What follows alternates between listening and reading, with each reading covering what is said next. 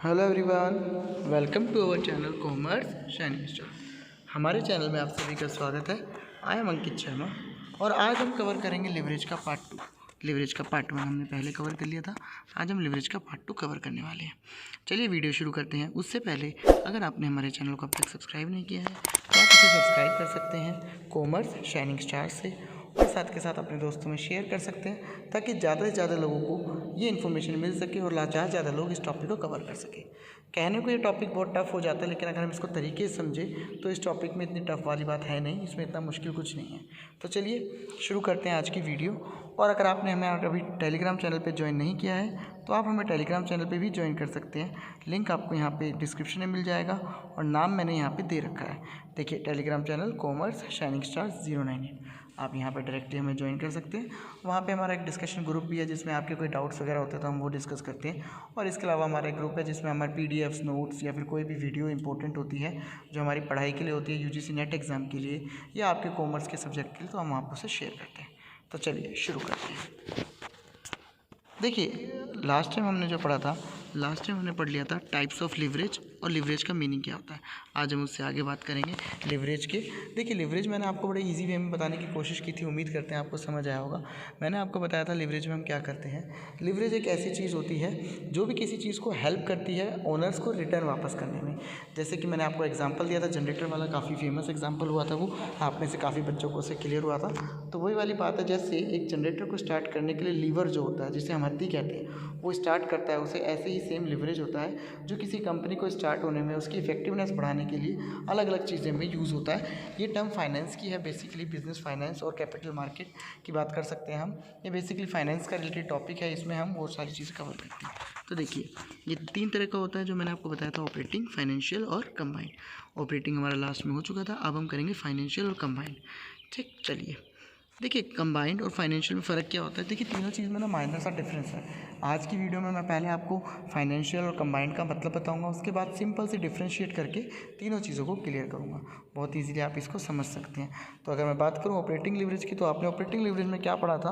Operating leverage में आपने पढ़ा था कि जब हमारी कंपनी की फिक्स्ड कॉस्ट आती है या फिक्स कॉस्ट होती है, उसके अकॉर्डिंग हमारा प्रॉफिट निकलता है, उसके अकॉर्डिंग हमारा ऑपरेटिंग प्रॉफिट निकलता है। तो वही बात थी, ऑपरेटिंग में हमने बात करी थी फिक्स्ड कॉस्ट की। अब हमारी बात होगी फाइनेंशियल लिवरेज की। देखिए, वहाँ पे बात हुई थी ऑपरेशंस की, क्योंकि वो ऑपरेटिंग था। तो ऑपरेशंस की बात होती है ऑपरेटिंग में, वहाँ पे हमने इसलिए लिया था फिक्स्ड कॉस्ट। ये फाइनेंस की बात है, इसमें फाइनेंस की बात की जाएगी। तो फाइनेंस की जब हम बात करते हैं तो ऑटोमेटिकली आता है सोर्स ऑफ फाइनेंस, है ना। तो फाइनेंस में जब भी हम बात करेंगे तो ध्यान रखना, फाइनेंशियल या फिर फाइनेंशियल लिवरेज को हम कहेंगे डेब्ट कैपिटल। ठीक है, ये किस चीज़ पे बेस्ड है, ये बेस्ड है एग्जिस्टेंस ऑफ डेब्ट कैपिटल। आपका डेब्ट कैपिटल कैसा है उसके बेस पे हम इसको कवर करेंगे, समझे। ऑपरेटिंग में क्या था, फिक्स्ड कॉस्ट पे बेस्ड था, इसमें क्या है, डेब्ट कैपिटल। अब क्या है, एक बार पढ़ लेते हैं। Financial leverage is the existence of डेब्ट capital in total capital structure of the company. मैंने आपको लास्ट टाइम बताया था टोटल कैपिटल स्ट्रक्चर कितना होता है, जहाँ जहाँ से पैसा आता है कंपनी के पास, कहाँ से कितना पैसा आया, वो सारा जब हम एक जगह लिखते हैं तो हमारा कैपिटल स्ट्रक्चर आता है कि हमारे जो कैपिटल है उसका स्ट्रक्चर कैसा है ना। तो फाइनेंशियल लिवरेज क्या करता है, उसमें डेब्ट पार्ट जो आता है, डेब्ट कैपिटल जिसे हम कहते हैं। डेब्ट कैपिटल मैंने आपको समझाया हुआ है, जब हम कंपनी में बाहर से लोन लेते हैं, चाहे मैं बैंक से लोन ले रहा हूँ, चाहे अपने दोस्तों से लोन ले रहा हूँ, वो सारा इसमें आएगा। जैसे मैं आपको एक एग्जांपल देना चाहूँगा यहाँ पे।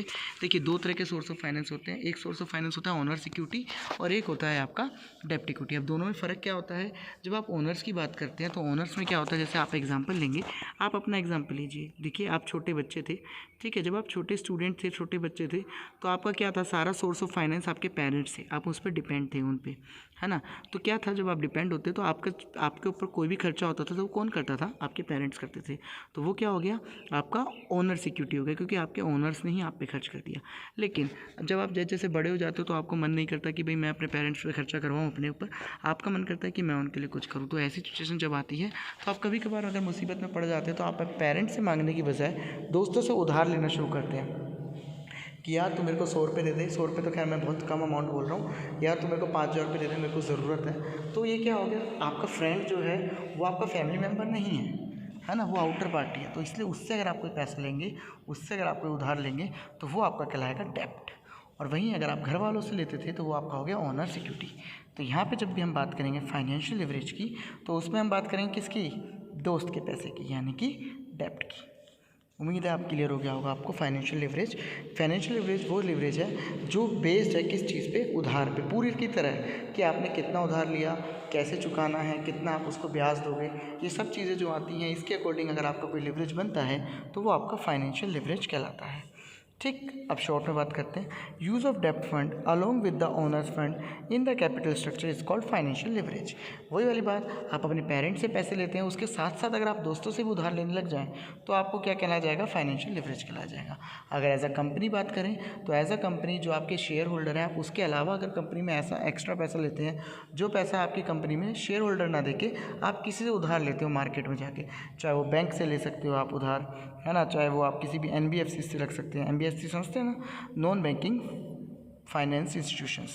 ये प्रॉपर बैंक नहीं होते बट हाँ ये काम करते हैं। जैसे अगर आपको पता होगा तो एयरटेल पेमेंट बैंक जो अब बन गया है ना, और इससे पहले ये बैंक नहीं था, इससे पहले ये NBFCs में आता था, पर अब ये एयरटेल पेमेंट बैंक हो गया। ऐसे IDFC एक बैंक बना है। तो ये छोटे छोटे बैंक हैं जो चीज़ आपको क्लियर कर देंगे रूल।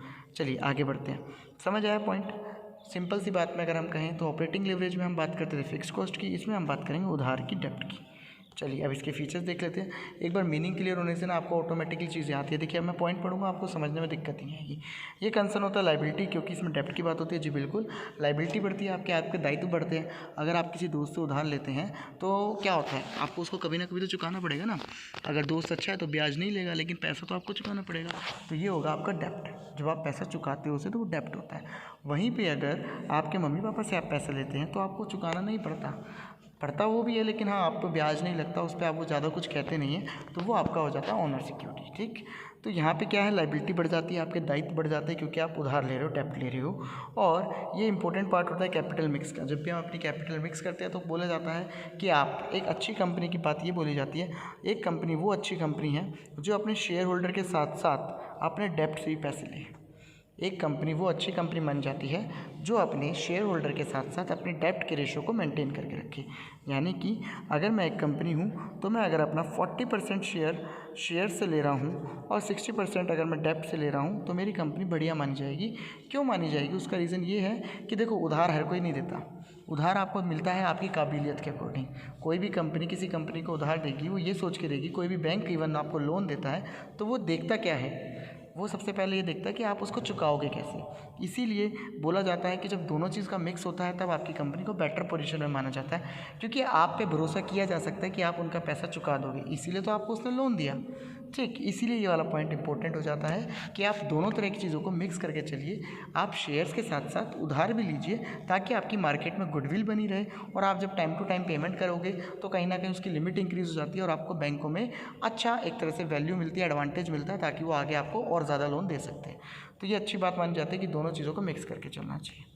अब देखिए इसमें हम बात करेंगे किस चीज़ की, उसमें हमने बात करी थी फिक्स्ड कॉस्ट की, इसमें हम बात करेंगे ईपीएस आप समझते हैं, यहाँ पे समझेंगे अर्निंग पर शेयर, इसको हम कहते हैं EPS, earning per share analysis. क्या होता है, फाइनेंशियल लिवरेज एक इफेक्ट होता है जिसमें क्या होता है, ईबीआईटी और ऑपरेटिंग प्रॉफिट में जो भी चेंज होगा वो जो हमारे निकल के आएगा वो हमारे यहाँ पे आता है। अब ईबीआईटी क्या है, ईबीआईटी होती है हमारी अर्निंग, जो भी हमने पैसा कमाया है बिफोर टैक्स इनकम टैक्स, है ना, अर्निंग बिफोर इनडायरेक्ट टैक्स, ये कहेंगे हम इसको, अर्निंग बिफोर इनडायरेक्ट टैक्स, यानी आपके टैक्सों से पहले आने वाली इनकम, यानी आपने कोई टैक्स नहीं लगाया है पर आपकी इनकम आ रही है, तो डेट इज़ कॉल्ड ईबीआईटी। जब आप उस ईबीआईटी को ऑपरेटिंग प्रॉफिट से डिवाइड करते हैं तो आपके पास जो निकल के आएगा कहीं ना कहीं क्या आएगा, अर्निंग पर शेयर निकल के आएगा, ताकि ये पता चलेगा कि आप प्रति व्यक्ति यानी प्रति शेयर आप कितना कमा रहे हैं, जो कि आपको हेल्प करता है फाइनेंशियल कॉस्ट को कम करने में। समझे, मतलब आप देखेंगे कि मैं कितना कमा रहा हूँ बिफोर इंटरेस्ट एंड टैक्सेस। चलिए अब अगले पॉइंट की बात करते हैं। देखिए जो हमारा फाइनेंशियल लिवरेज होता है वो कहाँ से आता है, किस चीज़ का इफेक्ट उसे हम कहते हैं, तो यहाँ पे आप पढ़ेंगे तो आपको क्लियर हो जाएगा। ईपीएस एनालिसिस, क्या होता है ईपीएस एनालिसिस, ईपीएस मतलब होता है अर्निंग पर शेयर, आपकी प्रति शेयर कितनी इनकम हो रही है, इसका एनालाइज होता है। ठीक है, फाइनेंशियल लिवरेज जो होता है वो इफेक्ट होता है किस चीज़ का, आपकी अर्निंग पर शेयर का। आपने कितना ईपीएस रखा है उसी के अकॉर्डिंग आप फाइनेंशियल लीवरेज को सेट कर सकते हो। जैसे कि मैं आपको समझाऊंगा जब ये टॉपिक, अभी हम ये वाला पॉइंट कवर कर लेंगे, ये स्लाइड कवर कर लेंगे, तब मैं आपको बताऊंगा। पहले देखिए क्या कहता है। ये कह रहा है फाइनेंशियल लीवरेज इफेक्ट होता है हमारे ईपीएस का। अब ईपीएस का फॉर्मूला क्या होता है? Earning before interest and taxes, that is EBIT. ठीक है, हम देखेंगे हमारा ईबीआईटी कितना है, उसको हम डिवाइड कर देंगे हमारे प्रॉफिट से, कि हम कितना कमा पा रहे हैं उसको हम ऑपरेटिंग प्रॉफिट से डिवाइड कर देंगे। किस पे? अर्निंग पर शेयर पे। जिससे हमें पता चलेगा जो हमारी अर्निंग पर शेयर ड्यू हुई थी फिक्स्ड फाइनेंशियल कॉस्ट के अकॉर्डिंग, फिक्स्ड कॉस्ट से जो हमारी अर्निंग पर शेयर आई थी उससे हम पता लगाएंगे, एनालाइज करेंगे कि हमारा ईपीएस कितना आ रहा है। क्लियर? और उसी ईपीएस से आप फाइनेंशियल लिवरेज को चेक कर सकते हैं। क्या बात कर रहे हैं यहाँ पे मैं ये कहना चाह रहा हूँ कि फाइनेंशियल लिवरेज जो होता है वो होता है क्या? वो इफ़ेक्ट होता है किस चीज़ का? ईपीएस एनालिसिस का। कि आप देखते हैं कि हमारी EBIT divide by operating profit कितना है हमारे अर्निंग पर शेयर पर। ठीक है, अब इसमें कौन से मेन पॉइंट आते हैं? अगर प्रॉफिट नहीं होगा तो फाइनेंशियल लिवरेज भी नहीं होगा, अगर डेप्ट नहीं होंगे तो भी फाइनेंशियल लिवरेज नहीं होगा, क्योंकि डेप्ट ही इसकी सब कुछ है। और ये सिर्फ और सिर्फ तब होता है अराइज ओनली व्हेन डेप्ट capital is cheaper source of finance. ये बात बहुत इंपॉर्टेंट है, ध्यान रख लीजिएगा, लिख लीजिएगा, पेपर में क्वेश्चन आ सकता है। Which of the following is a cheaper source of finance. अगर आपके पास क्वेश्चन इस तरह से आता है, अगर मैं इसको बोलूँ दूसरे तरीके से, तो मैं क्या कहना चाहता हूँ, मैं आपको कहना चाहता हूँ, अगर आपसे बोला जाए कि अगर हमारे पास if we have cheaper source of finance as a डेप्ट, हमारे पास डेप्ट जो है, उधार जो है, वो चीपर सोर्स ऑफ फाइनेंस पड़ रहा है बजाय हमारे शेयर्स, यानी ओनर्स इक्विटी से मैं जो पैसा ले रहा हूँ वो पैसे से ज़्यादा कम कॉस्ट मेरी आ रही है जो पैसा मैं दोस्त से ले रहा हूँ। एग्जाम्पल दूँ? चलिए एग्जाम्पल से बताता हूँ। जैसे आप अपने पेरेंट से पैसा ले रहे हैं, एग्जाम्पल आपने लिए 1000 रुपये, आप अपने पेरेंट से 1000 रुपये ले रहे हैं और आप उनको बोल रहे हैं कि पापा अगर मैं आपको 1 महीने तक ये 1000 रुपये नहीं चुका पाया तो आप मुझसे 2000 रुपये ले लेना। ठीक है, ये आपने कंडीशन रख दी। एक एग्जांपल समझा रहा हूँ ताकि आपको सिंपल हो जाए। क्या बोला मैंने? आप अपने मम्मी पापा से 1000 रुपये ले रहे हो ये कह के कि मैं आपको 2000 रुपये लौटा दूंगा। वहीं पे आपका दोस्त आपसे कहता है यार तू मुझसे ले ले 1000, तेरे को क्या ज़रूरत है 2000 देने की, तुम उसको 1200 ही दे दियो।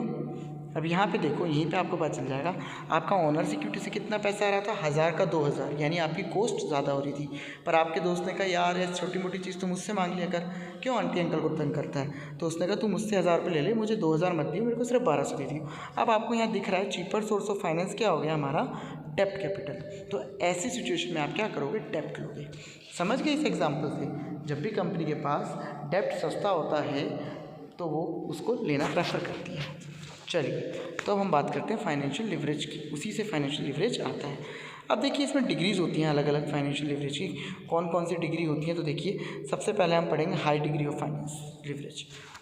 जैसा कि हमने ऑपरेटिंग लिवरेज में पढ़ा था उसकी भी डिग्री होती थी, ऐसी इसकी भी डिग्री होती है। डिग्री के ऊपर क्वेश्चन आ जाता है घुमा के, इसलिए इसको देख लेते हैं। High degree of financial leverage मतलब कि आपका जो डेप्ट का प्रोपोर्शन है वो ज़्यादा हो गया इक्विटी से। ये इस तरह से हम कह सकते हैं, डेप्ट आपके ज़्यादा हो गए इक्विटी से तो हाई। ये देखिए मैंने वैसे यहाँ पे सॉल्व भी कर रखा है। परसेंटेज ऑफ डेप्ट capital is more than equity capital. जैसे कि मैंने अभी आपको जो एग्जांपल दिया था, अगर हम उसको उल्टा कर दें, 2000 रुपये आपका दोस्त कहता है यार मुझसे उधार लेगा तो तेरे को 2000 रुपये देने होंगे, और आपके मम्मी पापा कहते हैं यार बेटा हमसे दे दे, हमें 1200 ही दे दियो। तो यहाँ पे अगर हम बात करते हैं, ये 1200 अब हमारा क्या हो गया? ओनर्स फंड, और ये मेरा सस्ता पड़ रहा है, और ये 2000 हमारा हो गया डेप्ट फंड, ये मेरा महंगा पड़ रहा है। अगर ऐसी सिचुएशन आती है जब मेरा डेप्ट महंगा हो जाता है मेरे ओनर सिक्योरिटी से, तो उस वक्त जो सिचुएशन कहलाई जाती है वो सिचुएशन कहलाई जाती है high degree of financial leverage.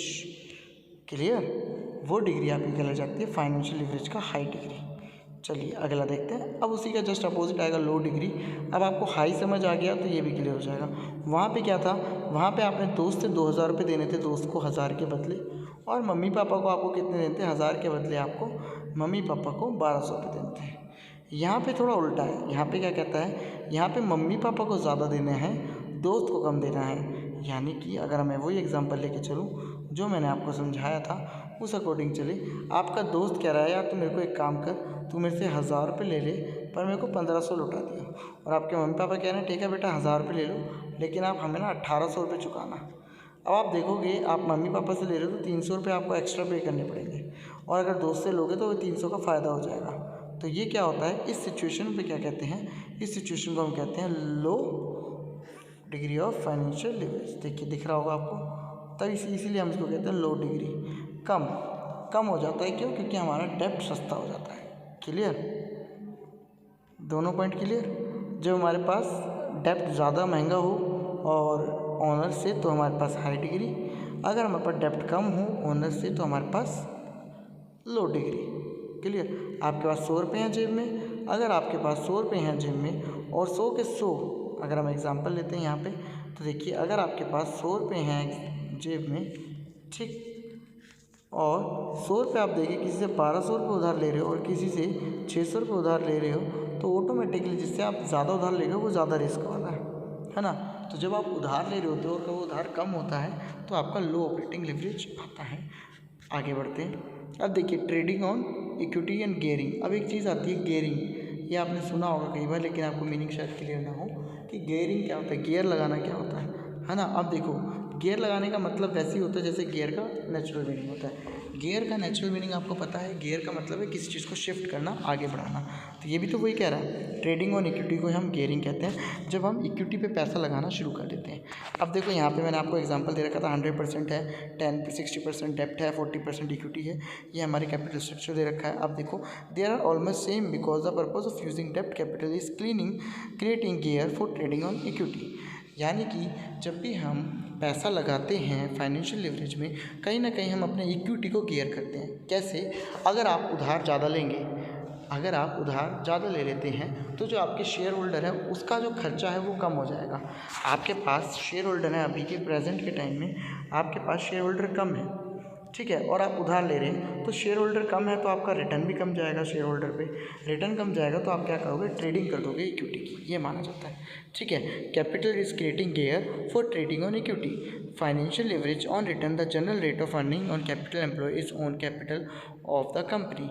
मतलब सिंपल सी बात है भाई, जब तुम्हें उधार ज़्यादा सस्ता पड़ रहा हो बजाय आपकी कंपनी के उससे, तो आपका वो माना जाएगा गियरिंग। आप अपने मम्मी पापा पे दबाव कम डाल रहे हो उधार लेने के बजाय, उधार लेके आसान कर रहे हो चीज़ें, तो वो आपका होगा ट्रेडिंग ऑन इक्विटी। एक और एग्जांपल, आप लोग गाड़ी लेने गए, गाड़ी में मम्मी पापा ने कहा तो बेटा गाड़ी तो ले रहा है 5 लाख रुपए, तो हमसे ले ले, तेरे को गाड़ी लेनी है। तो तुमने कहा नहीं मम्मी आप रहने दो, मैं खुद मैनेज कर लूँगा। अब आपके पास 2 लाख है, लेकिन 2 लाख के बाद आपने बाकी जो बचे हुए पैसे हैं उसका लोन ले लिया है, तो आपका क्या हो गया, यहाँ पे आप ट्रेडिंग ऑन इक्विटी कर सकते हो, क्योंकि आपको जो ओनर्स इक्विटी है वो कम हो गई, डेप्ट वाली इक्विटी ज़्यादा हो। क्लियर? आप देखिए इसमें 2 केस बनते हैं, फेवरेबल और अनफेवरेबल। अब वो पॉइंट यहाँ पे नीचे आपको दे रखे हैं, वो देखिए। देखो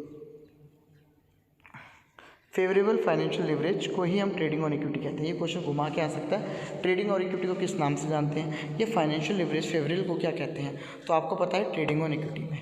अब इक्विटी को ट्रेड जब हम करते हैं, जब हम इक्विटी को ट्रेडिंग कहलाए जाते हैं, यानी हम इक्विटी शेयर से कम पैसा मंगाते हैं, तो हमारे पास 2 पॉइंट आते हैं, एक आता है थिक, एक आता है थिन, एक आता है मोटा, एक आता है छोटा।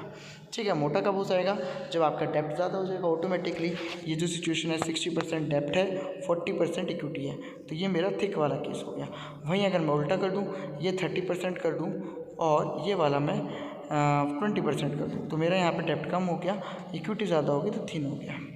ठीक, और ट्रेडिंग ऑन इक्विटी सिर्फ तब होगी जब हमारे पास डेप्ट ज़्यादा होगा, यानी हम उधार पे ज़्यादा डिपेंड है बजाय अपने पैसों पे। जैसे कि मैंने बताया, आपको गाड़ी लेने के लिए 5 लाख घर से लेने के बजाय आपने 5 लाख का लोन ले लिया, तो वो आपका आएगा ट्रेडिंग ऑन इक्विटी। चलिए, उम्मीद करते हैं आपको अभी तक सब क्लियर होगा। इसके बाद हमारे कुछ पॉइंट्स रह गए हैं इसमें, वो पॉइंट्स क्लियर करके हम चलते हैं। Calculation of financial leverage in single और मल्टी लेवल।